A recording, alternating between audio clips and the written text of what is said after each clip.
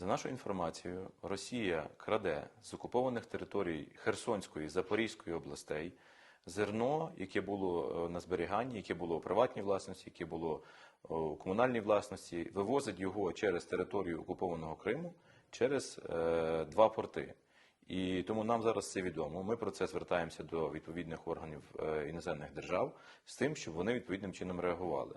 Звичайно, ми ведемо мову про те, що це зерно вкрадене. Ми інформуємо, і інформація також у Генеральної прокуратури і у інших правоохоронних органів, і ми працюємо в взаємодії з усіма державними органами влади.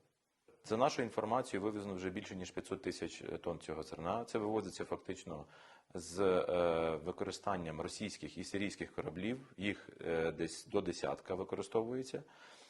Ми маємо інформацію, що це зерно виходить на міжнародні ринки, йде до Сирії, Лівану, Єгипту і також заходить до території Туреччини, до деяких портів. Звичайно, ми звертаємося з цим до турецьких органів влади. Ми знаємо про власників компаній, які оперують кораблями. Це в основному з території Кубані. Але є ті, хто залучені з території Петербургу, Москви і деяких інших місць.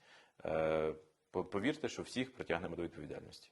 І вже зараз ми передаємо відповідний запит на правову допомогу, чи передали відповідний запит на правову допомогу турецькій стороні і сподіваємося на те, що буде швидкий розгляд і прийняті відповідні дії.